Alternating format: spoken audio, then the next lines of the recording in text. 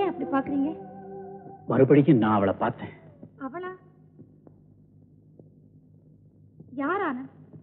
என்ன சொல்றீங்க ஆனந்த்? ஒண்ணு இல்ல, ஒண்ணு இல்ல.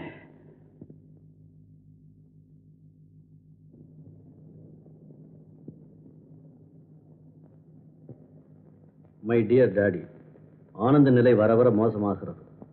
சதா பிரமை பிடித்தது போல இருக்கிறார். எதை கேட்டாலும் சொல்ல மறுக்கிறார். எவரிடமும் சொல்லாமல் வெளியே ஓடிவிடுகிறார். அவர் உங்கள் பக்கத்தில் இருந்தால் நல்லதென்பது என் அபிப்பிராயம். இதற்கு ஒரு முடிவு உடனே செய்ய வேண்டும். உங்கள் பதிலை உடனடியாக எதிர்பார்க்கிறேன். அன்புள்ள லதா.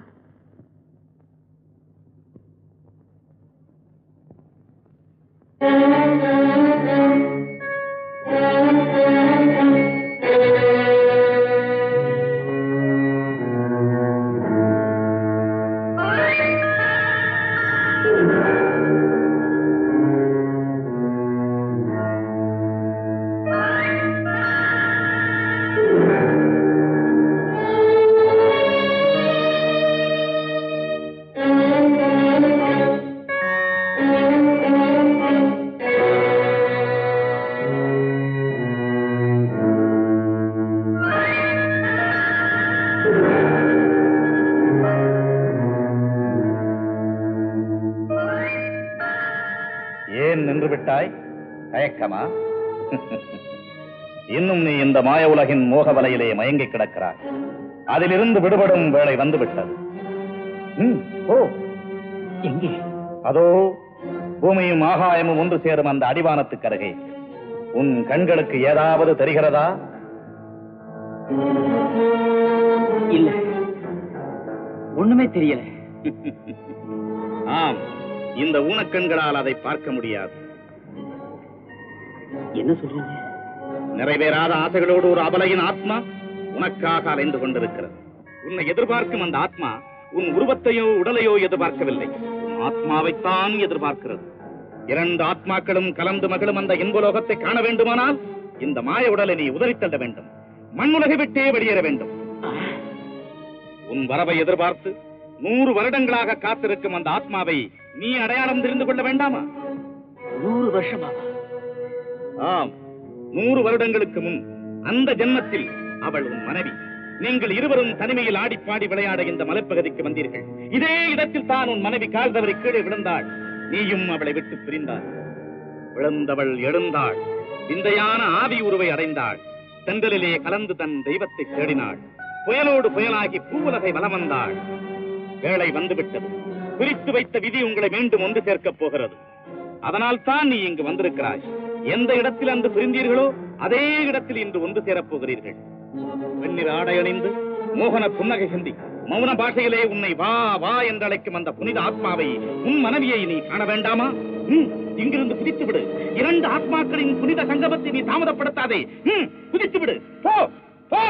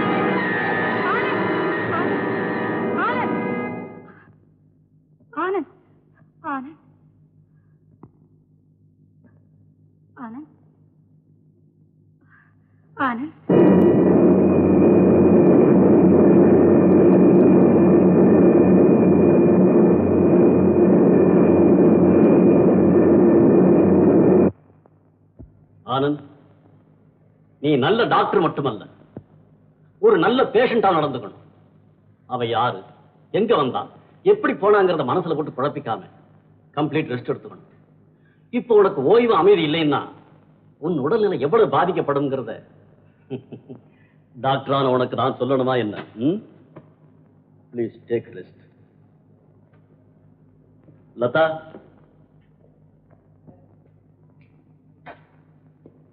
லதா, ஒரு நிமிஷம் கூட ஆனந்த தனியா இருக்க விடக்கூடாது. Be careful.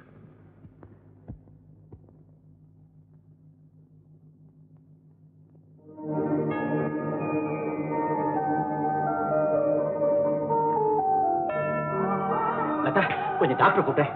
ஏன் என்ன என்ன வேணும்? ப்ளீஸ் உடனே கூப்பிடு. இதோ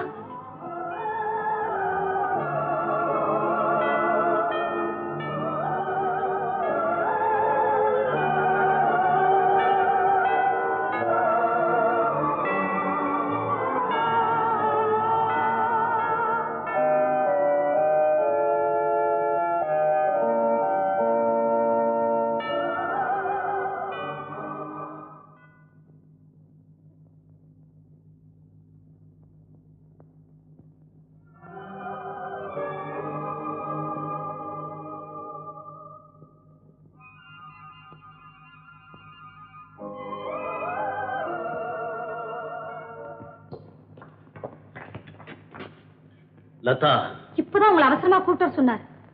எங்க போயிருப்பாரு?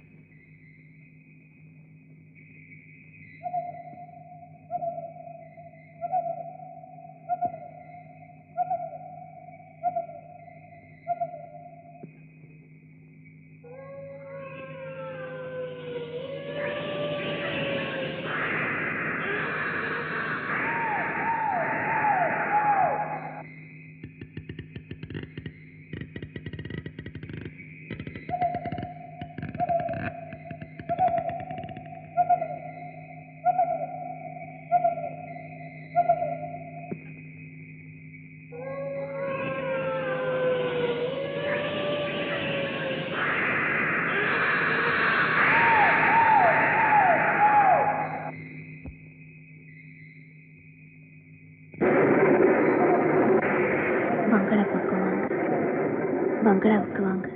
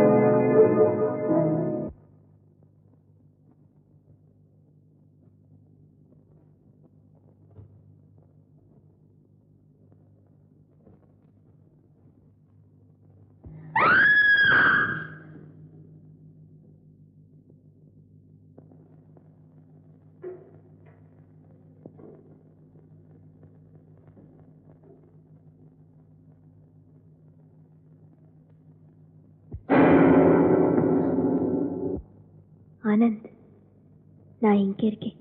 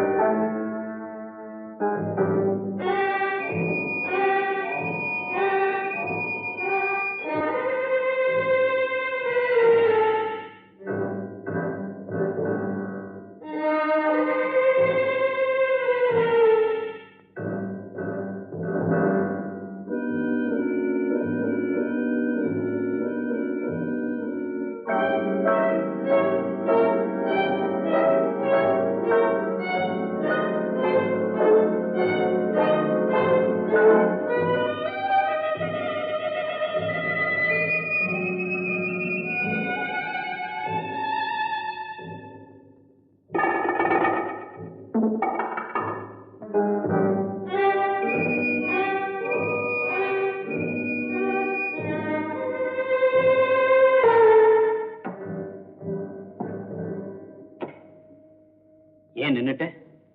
அவ்வளவுதான். நீங்க எங்க வரணுமோ அங்க வந்துட்டீங்க. ஆமா, நானே இங்க வரணும் தான் இருந்தேன். ஏன் தெரியுமா? உண்மையிலேயே நீ யாருன்னு தெரிஞ்சுக்கிறது. நீ யாரு? யார் நீ? யார் நீ? நான் சொல்றேன். நீ யாருன்னு நான் சொல்றேன். கொற்ற மழையில காருக்கு முன்னால நின்னதும், கோட்டானும் ஆந்தையும் குடியிருக்கிற சுடுகாட்டுல நடந்து போறதும் நீதான். ஆஸ்பத்திரியில இருந்து என்னை இங்க கூட்டிக்கிட்டு வந்ததும், அடிக்கடி மாயமா மறைஞ்சு போறதும் நீ. நீ நீ ஏனா? நீ ஏன் இப்படி செய்த? எதுக்காக இந்த நாடகம்?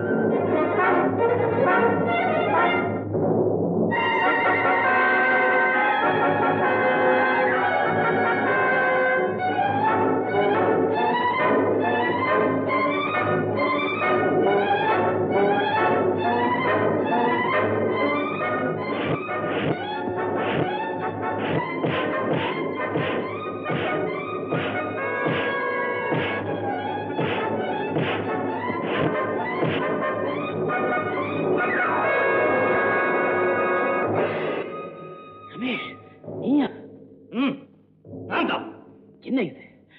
எதுக்கு இதெல்லாம்? உனக்கு ஞாபகம் இருக்கா? நம்ம சிங்கப்பூர் தாத்தா எழுதி வச்ச உயிர். உயிருக்காகவா? ஆமா. உயிர் பிரகாரம் உனக்கு பைத்தியம் அடிச்சா அந்த சொத்தெல்லாம் அடுத்த வாரிசு சேரும். அந்த அடுத்த வாரிசு நான் தான். கேவலம் சொத்துக்காவா இத்தனையும் செய்த? ஆமா. நீயும் சாகக்கூடாது, சொத்தும் எனக்கு சேரணும். அதுக்கு நான் எவ்வளவு முயற்சி செய்தேன். ஆனா முடியல. கடைசியா இந்த முடிவுக்குத்தான் என்னால் வரம் கொடுத்தது.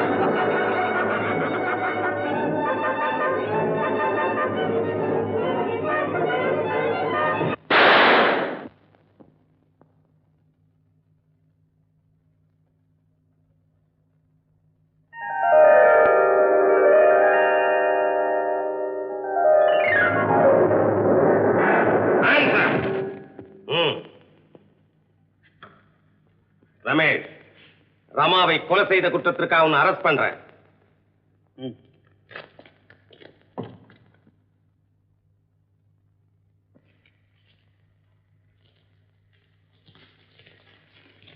பரிதாபத்திற்குரியவர். ரமேஷுக்கு உடந்தையாக இருந்ததால் இவளுக்கு இந்த கோர மரணம். இந்த கேஸுக்கு தேவையான எல்லா விவரமும் இந்த டைரியில் இருக்கிறது. இதை ரமேஷ் தன் கைப்படவே எழுதியிருக்கிறார். மாண்டு கிடக்கும் மோகினியும் திகைத்து நிற்கும் சந்தியாவும் ஒரு தாய் வயிற்றில் பிறந்தவர்கள். 18 வருஷங்களுக்கு முன் இவர்களது பெற்றோர் குடும்ப சண்டையின் காரணமாக பிரிந்து விட்டார்கள். தாயிடம் சந்தியாவும் தந்தையிடம் மோகினியும் வளர்ந்து வந்தார்கள்.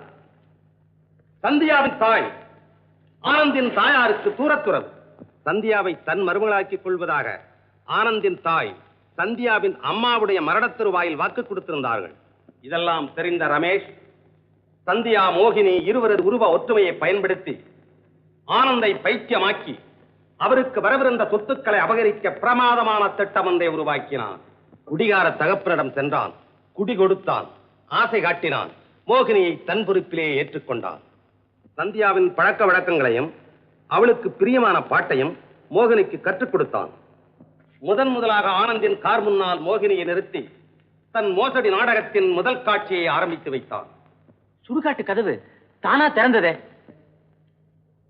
ஆள் மறைந்திருந்து கேட்டை திறந்து மூடுபடியாக ஏற்பாடு செய்திருந்தார்கள். ரமாவின் மரணம். ஆனந்த் ரமாவை கல்யாணம் செய்து கொள்ளப் போவதாக ரமேஷ் அறிந்தான். தன் திட்டங்களுக்கு இடையூறாக வந்த ரமாவை கொன்றான். ஆனந்தை பாழடைந்த பங்களாவுக்கு அழைத்து வந்தார்கள். மோகினியை கட்டிலில் பிணம் போல் கிடத்தினார்கள். மறுபடியும் ஆனந்த் வந்து பார்க்கும்போது அந்த ரூமையே காலி செய்திருந்தார்கள். அப்படின்னா அந்த போலீஸ்காரங்க அவங்க சொன்ன கதை எல்லாம் திட்டம் போட்டே செய்தார்கள். அதோ அந்த காட்சியிலே வந்த நடிகர்கள். அந்த படகு பாட்டு அது வெறும் டேப் ரெக்கார்டர். கார் வைப்பர் நினைச்ச நேரத்தில் நிக்கிறதும் வேலை செய்யறதுமா இருந்தது. அது பிரத்யேகமாக தயார் செய்த ஒரு சுவிட்சை கார் கதவின் கைப்பிடியில் மறைத்து வைத்திருந்தார்கள். தேவைப்படும் போது மோகினி அதை பயன்படுத்தி இருக்கிறாள். சார், அந்த ரயில் விபத்து கூட இவங்க திட்டம் தானோ? இல்லை, விபத்து நடந்தது என்னமோ உண்மைதான்.